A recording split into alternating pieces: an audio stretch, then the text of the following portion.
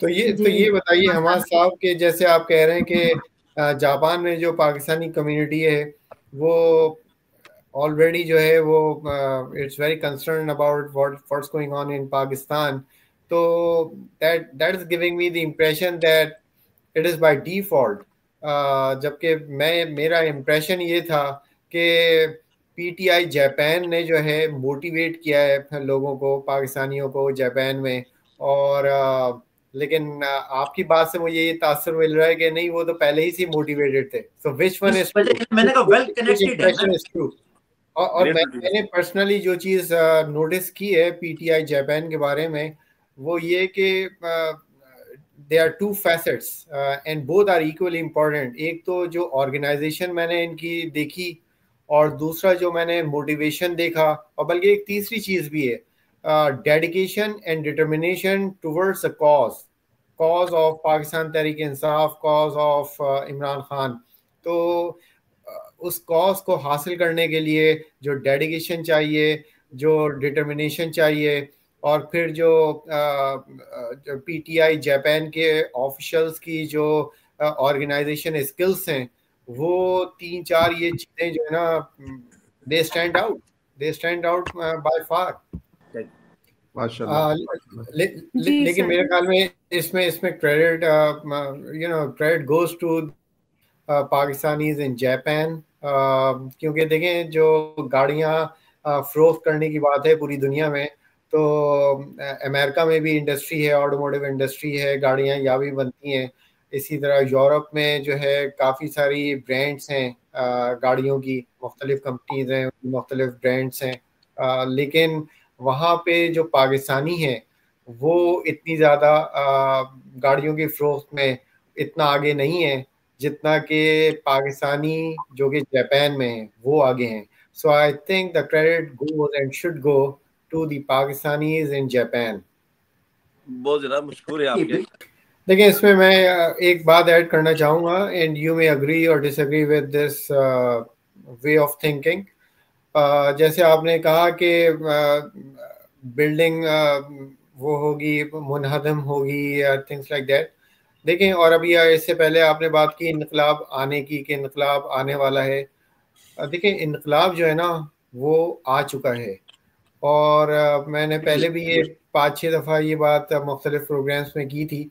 तो मैं मिसाल आपको दे देता हूँ, आपको समझ में आ जाएगा मैं क्या कहना चाह रहा हूँ। सोवियत यूनियन जो था वो अफ़गानिस्तान गया, उसको शिकस्त हो गई, लेकिन उन्होंने शिकस्त मानी नहीं 3 साल तक। 3 साल के बाद उन्होंने माना कि शिकस्त हो गई है, हालांकि शिकस्त उनको 3 साल पहले हो चुकी थी।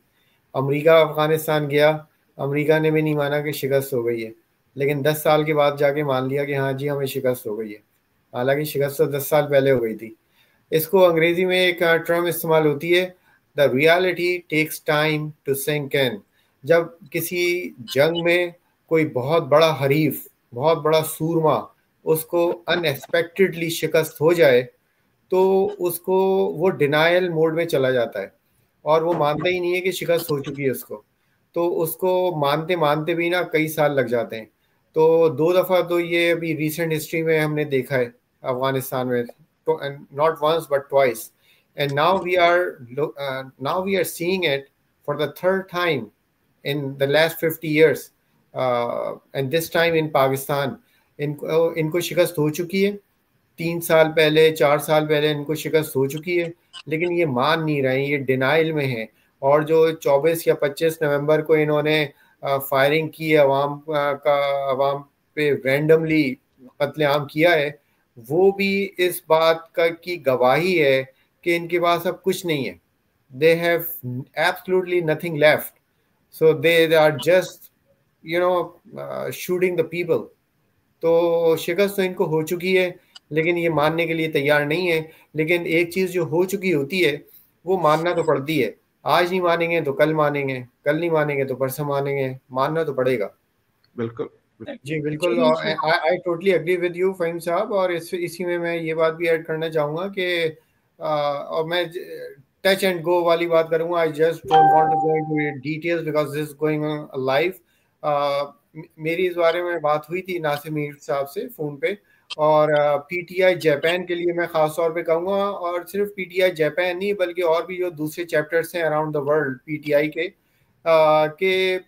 देखें, बरकी साहब जो हैं उनके पास ही has tons of tasks to do, तो that's why he takes time. अब ऑब्वियसली इस बात को मैं मजीद डिटेल में लाइव प्रोग्राम में एक्सप्लेन नहीं कर सकता, but we will talk about it some other time when we are not live. तो लेकिन इस बात को प्लीज़ अंडरस्टैंड करने की कोशिश कीजिए कि बरकी साहब जो हैं वो उनका जो वर्कलोड है वो मैं और आप इमेजिन भी नहीं कर सकते। तो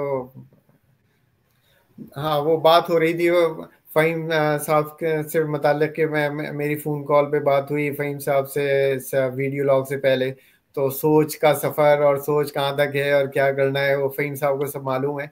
तो उसी कॉन्टेक्स्ट में ये बात भी है कि देखें, और मैं आपको I am going to give a food for thought for all of you, and whoever is going to watch this later, whoever is watching it and whoever is going to watch it, food for thought for everyone. PTI के जितने events दुनिया भर में live stream होते हैं उससे कहीं ज्यादा इवेंट्स पीटीआई के जो दुनिया भर में होते हैं वो लाइव स्ट्रीम नहीं होते। बिल्कुल, थिंक अबाउट इट। अगर आज के दिन में 3 इवेंट्स लाइव स्ट्रीम हुए, आई बेट 3 से ज्यादा लाइव स्ट्रीम नहीं हुए। जो कि इवेंट्स हुए 3 से ज्यादा हुए लेकिन वो लाइव स्ट्रीम नहीं हुए। तीन लाइव स्ट्रीम हुए। I am just making up the numbers, I am just giving an example. आज का दिन है 3 लाइव स्ट्रीम हुए एंड एवरीबॉडी इज हैप्पी। वो जो 5 लाइव स्ट्रीम नहीं हुए, think about those. And this is what we as a team, and this is not just for Javed, this is not just for only Sajjad Barki Saab or Nasir Mir Saab or Ghulam Jilani Saab. All of us as a team should think about it. What we can do. I, Arif Waheed, should think about it. What I can do to improve the situation. आप ये सोचें क्या impact होगा overseas Pakistanis के 2 जलसे अगर live stream हो जाते हैं तो आसिम मुनीर की हालत खराब हो जाती है। अगर 2 के बजाय उसी दिन 6 जलसे दुनिया भर में जो है वो लाइव स्ट्रीम हो जाए तो क्या होगा आसिफ मुनीर का। Thank you. अच्छा, यहाँ पे मैं एक बात और जल्दी से ऐड कर दूं, and this is basically for information for everybody across the world. पूरी दुनिया में जो पीटीआई है उसके लिए ये मैं शेयर करना चाह रहा हूँ इंफॉर्मेशन विद एन एग्जाम्पल ये है कि इंशाल्लाह ताला जनवरी के पहले हफ्ते में राजा साहब ने सेटअप किया है स्टेट ऑफ इलिनॉय, जो वन ऑफ द स्टेट्स है यूनाइटेड स्टेट्स की, उसके 2 सेनेटर्स हैं। हर स्टेट के 2 सेनेटर्स होते हैं।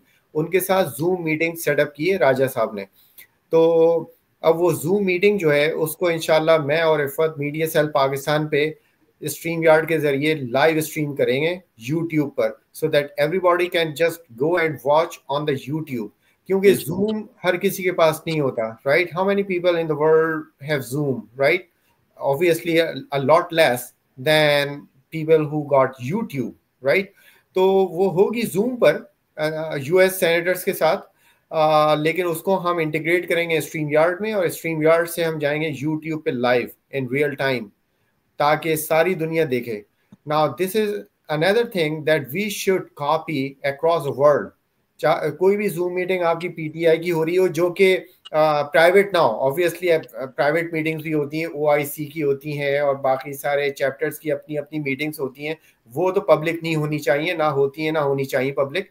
लेकिन इस तरह की मीटिंग्स जो आप गवर्नमेंट के अपने अपने मुल्क के गवर्नमेंट के नुमाइंदों के साथ, कांग्रेसमैन के साथ, सेनेटर्स के साथ, पार्लियामेंटेरियंस के साथ जूम मीटिंग कर रहे हैं दुनिया में किसी भी मुल्क में, तो वो मेरे ख्याल में पब्लिक होनी चाहिए। और पब्लिक कैसे करें उसको?